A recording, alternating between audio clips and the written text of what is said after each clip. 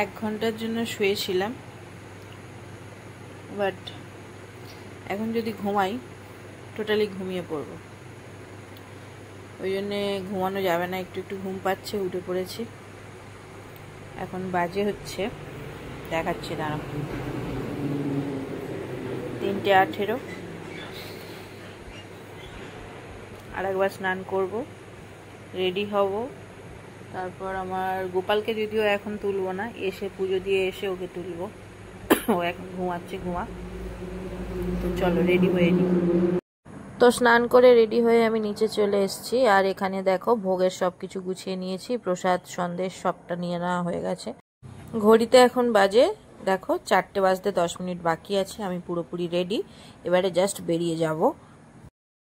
চিন্তার ব্যাপার, এত সকালে টোটো বা অটো বা কিছু পাবো কিনা, তো দেখা যাক। আর এত সকালে লরির জ্যামটা যেহেতু থাকে, এখন কি পাই দেখি। টোটো যাবে কিনা দেখ, যাবে না।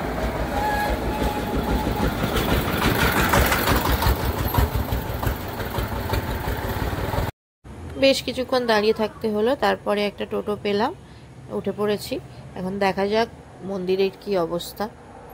যেহেতু কালকে সবটাই জোগাড় করা ছিল, কোনো কিছু আর ওয়েট করতে হচ্ছে না মালার জন্য বা সন্দেশের জন্য। তো রিমোর বাবা আগে আগে বাস্কেটটা নিয়ে যাচ্ছে আর আমি পিছনে যাচ্ছি। দেখতেই পাচ্ছ পুরো অন্ধকার। এখন বাজে মোটামুটি 4:15। তো আমি তো গিয়ে দেখে অবাক যে এত ভোরবেলায় এত মানুষ এসে গেছে। হ্যাঁ, ভোরবেলায় এলে ফাঁকায় ফাঁকায় দিতে পারবো এই আশায় এসছি। ফাঁকা অবশ্যই আছে, বাট অনেকটাই ভিড়। আর এখানে দেখতেই পাচ্ছ যারা সব কিছু নিয়ে আসবে না আর কি, তারা এখানে এসে যাতে মায়ের পুজোর সন্দেশ টন্দেশ নিতে পারে সেটার জন্য কিন্তু দোকান বসে গেছে। আর এই দৃশ্যটা ওই দিন আমার মনটাকে একদমই ভালো করে দিয়েছিল। তোমরা কালকের ব্লগে দেখেইছো যে আমি মালা দিয়ে এসেছিলাম মাকে বিকেলে নয় সন্ধেবেলায়, যাতে সকালবেলা মাকে পরানো যায়। আর ঠিক আমি যখন গেছি, গিয়ে মায়ের সামনে একটু দাঁড়িয়েছি, তখনই ওই মালাগুলো পরাচ্ছিল, আমার দিয়ে আসা মালাগুলো। এটা দেখতে পাবো আজকের দিনে সত্যি আমি ভাবিনি। এইটা দেখেই মনটা ভালো হয়ে গেছিল।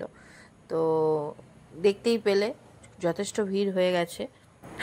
মালাগুলো পরিয়ে নেওয়ার পরেই কিন্তু পুজোয় বসে যাবে। আর আমি আমার ভোগের ওই বাস্কেটটা ঠাকুরের সামনেই দিয়ে দিয়েছিলাম। এরপরে মায়ের পুজো স্টার্ট হয়ে গেল।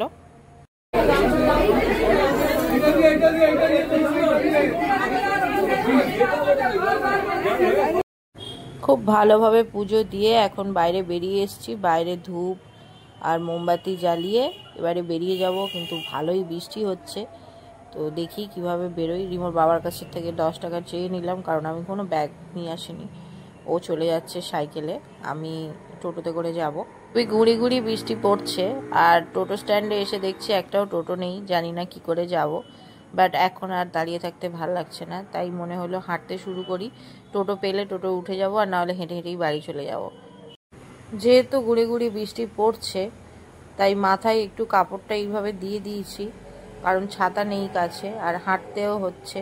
কিন্তু মাথায় এই জলটা পড়লে শরীরটা খারাপ করতে পারে। কিছুটা হেঁটে আসার পরে তারপরে আমি টোটো পেয়ে গেছিলাম, দেখতেই পাচ্ছ উঠে গেছি টোটোতে। তো বাড়িতে চলে এসেছি, এসেই গোপুসোনাকে তুলে দিয়েছি আর ওকে ফ্রেশ করিয়ে ওকে খেতে দিয়ে তারপর আমার বাড়ির ঠাকুরকে পুজো দিয়ে তারপরে আমি শোবো। যেহেতু আগের দিন থেকে জাগা, তাই চোখ আর শুনছিল না। তো তাড়াতাড়ি করে এসে আগে বাড়ির ঠাকুরের পুজো দিয়ে নিলাম। আর আজকের মায়ের জন্য আমি যা যা ভোগ বানিয়ে নিয়ে গেছিলাম সেগুলো গোপুসোনার জন্য তুলে রেখে গেছিলাম। তো সেখান থেকেই গোপুসোনাকেও সকালে ভোগ দিয়ে দিলাম। এরপর একটু শুয়ে পড়েছিলাম, তারপরে দিদি আসার পরে আমাকে তুলে ভোগ টোগ খাইয়েছিল। তো এইভাবে আমার এবছরের বিপত্তারিণী পুজো কেটেছিল। তো কেমন লাগলো ব্লগটা অবশ্যই জানিও। আর হ্যাঁ, এই প্রসাদগুলো যেগুলো আমি মাকে দিয়েছিলাম সেগুলোই সারাদিন আমরা খেয়েছিলাম।